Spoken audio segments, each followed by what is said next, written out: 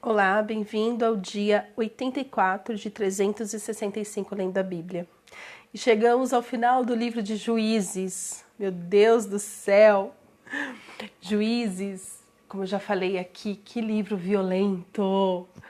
Mas ele mostra toda a corrupção humana. E de verdade, será que nós estamos tão diferentes desta época, deste período? É uma pergunta que eu sempre me faço. Juízes, capítulos 19, 20 e 21. No capítulo 19 tem o auge assim da violência, do quanto Israel está perdido, que é a morte e o esquartejamento de uma concubina.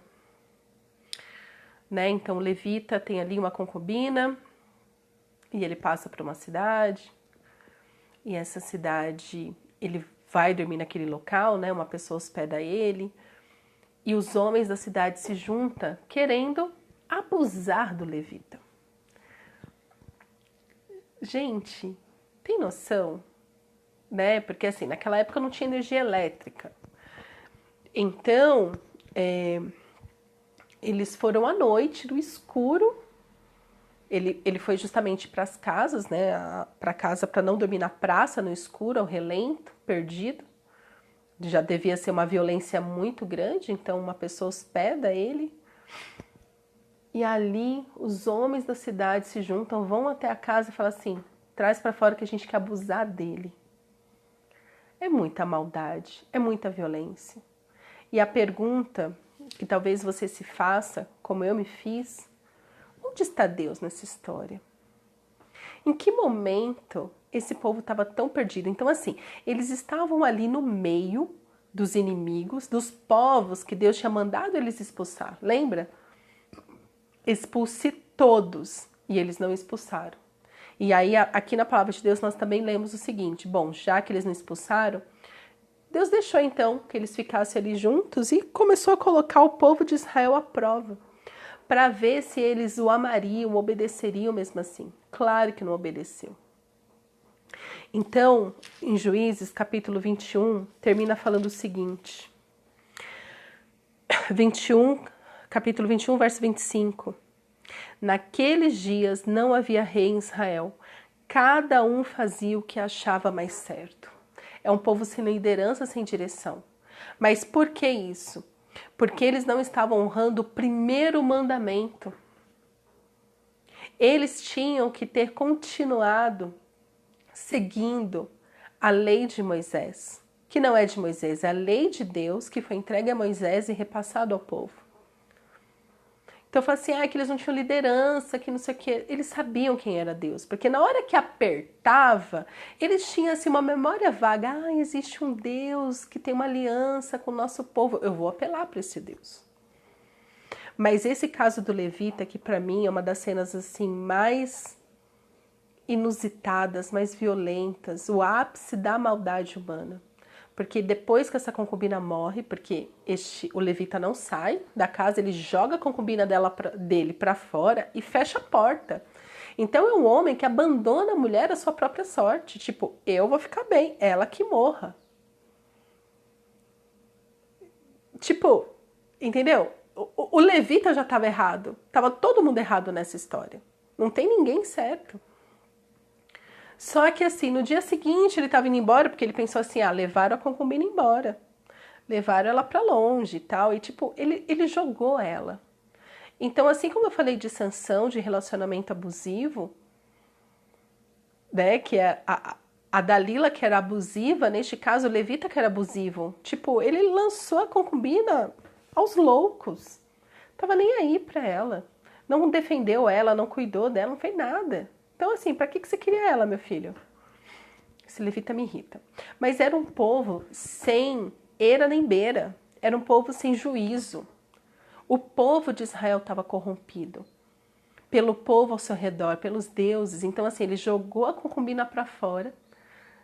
Meu Deus do céu, não quero nem imaginar toda a desgraça que ela sofreu na mão daqueles homens violentos. E ela foi tão abusada que ela morreu. Tem noção do nível de maldade? E por que eu comparo com os dias de hoje? Porque hoje, com o avanço da tecnologia, dizem que está mais moderno ainda o tráfico humano. Talvez isso seja uma realidade muito distante da minha casa e da sua, graças a Deus. Mas existe sim, tráfico humano existe, ou seja, pessoas que sequestram pessoas para fazer atrocidades com elas. Existe. É só você jogar no Google, tráfico humano, você vai ver vários documentários. Então a maldade, né, a internet só trouxe a tecnologia. Deixou, assim, uma comunicação mais fácil entre o Japão e o Brasil. Deixou mais fácil. Mas essa maldade, entende, que está incrustada no coração do homem, ainda existe. Essas pessoas que acreditam que estão no direito de abusar de outras pessoas. Que foi o que esses homens da cidade fizeram. Tipo, olha, nós queremos, manda aí que a gente quer abusar dele. Aí o homem fraco joga a concubina. E aí depois que ela morre nas mãos deles, o que esse levita faz? Esquarteja a mulher, manda para as tribos de Israel e fala assim, nunca se viu tamanha maldade no meio do povo de Israel. E aí que eles acordam e falam assim, nossa, nós temos que fazer alguma coisa. Precisou morrer uma pessoa de uma maneira horrível para que eles caíssem em si, de falar assim, nossa, a maldade chegou no seu ápice. Então você tem que olhar a sua vida e realmente entender qual é a maldade que está permeando a sua vida. Não foi para isso que Deus te criou. A maldade, ela tem que parar em você. A cruz resolve toda a maldade. O que fizeram com Jesus também foi muita maldade. Então, de novo, estava dentro dos planos, dos propósitos do Senhor, mas poderia ter sido mais fácil. Mas por causa da maldade humana, por causa desse tipo de maldade, foi que Jesus morreu na cruz. Mas hoje, se Jesus não sentar no trono da tua vida e não reinar sobre a tua vida, a maldade vai continuar solta na sua vida, na sua cidade, no seu governo, no seu país. Nós olhamos, né, estamos aqui no Brasil, nós olhamos a corrupção e fica, nossa, como pode tanta corrupção, tanta mentira? É a maldade. Talvez não esteja ninguém sendo esquartejado, mas a gente precisa parar e pensar a que ponto chegou a nossa maldade. Você abre as redes sociais, tem uma foto às vezes bonitinha, você vai ler os comentários, só existem críticas. Ai, poderia ter sido melhor. Ai, poderia ter sido pior. Nossa, já pensou em fazer assim? Já pensou em ser assado? Nós estamos fabricando críticos maldosos. As pessoas não sabem mais elogiar. É o que eu mais reparo. A coisa mais difícil é você encontrar uma postagem que dentro dos comentários esteja um elogio. As pessoas não elogiam mais, sinceramente. O amor não flui mais. E aqui fala, cada um fazia o que achava certo, não havia rei em Israel. Aí eu te pergunto, existe rei na sua vida? Ou você está fazendo o que você acha certo? O que você julga ser certo? Porque talvez você não esteja tão diferente como essas pessoas que estavam vivendo no período de Juízes. Você esteja seguindo os desejos do seu coração, o seu instinto, sem consultar Jesus. Você vai para a igreja no domingo, mas depois você sai de lá, você faz o que você quer, do jeito que você quer. Talvez seja você que esteja violentando alguém. Talvez não sexualmente, talvez não matando a carne, mas matando a alma de alguém. Ou talvez alguém esteja matando a sua alma, violentando a sua alma, manipulando as suas emoções. Mas, independente de qualquer coisa, a pergunta é: quem está reinando na sua vida? Porque se for a sua justiça própria, se for a sua maldade, se for o seu intento, é só ladeira abaixo. Então, Essa maldade precisa encerrar de uma vez por todas. E a única coisa que faz encerrar essa maldade é a cruz perfeita de Jesus, é a cruz do Calvário. Toda a maldade tem que ficar na cruz. E temos que ser ressuscitados com Cristo, nova criatura. Jesus tem que sentar no trono da nossa vida. Nós não podemos mais andar como pessoa sem guia, ovelha sem pastor, porque Jesus é o bom pastor. Não podemos mais fazer o que nós achamos, julgamos ser certo. Temos que falar: Jesus, está certo isso? É isso que o Senhor quer que eu faça? É isso que está no seu coração, Jesus? Nós temos que ter esse discernimento. Senão seremos tão maldosos quanto essas pessoas. Porque diz aqui que eles não tinham rei, então eles faziam o que eles queriam. Mas hoje eu e você nós temos um rei e ele se chama Jesus Cristo. Jesus de Nazaré, Salvador maravilhoso, Rei dos reis, Príncipe da paz.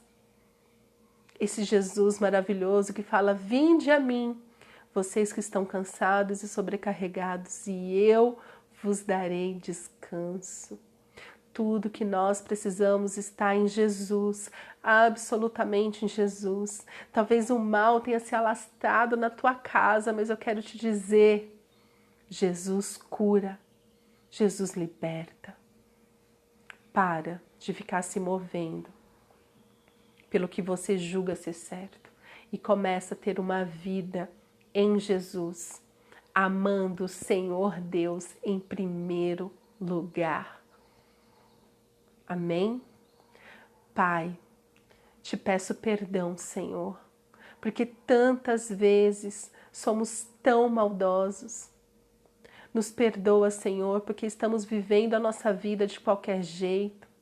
Estamos, Senhor, vivendo conforme os nossos desejos, os nossos instintos pecaminosos e temos negligenciado a Tua voz nas nossas vidas. Ó Senhor, nos lava com o sangue de Jesus, nos purifica de todo pecado. Te pedimos perdão, Senhor, por te afrontar, por negligenciar a Tua voz, por desprezar os Teus ensinamentos. Senhor, nos perdoa. Nos perdoa, Senhor, porque estamos sendo corrompidos com a nossa geração, porque somos críticos, maldosos, porque não sabemos mais elogiar, não sabemos mais amar, Senhor. Nos perdoa, Senhor, porque estamos tão maldosos quanto este povo na época de Juízes.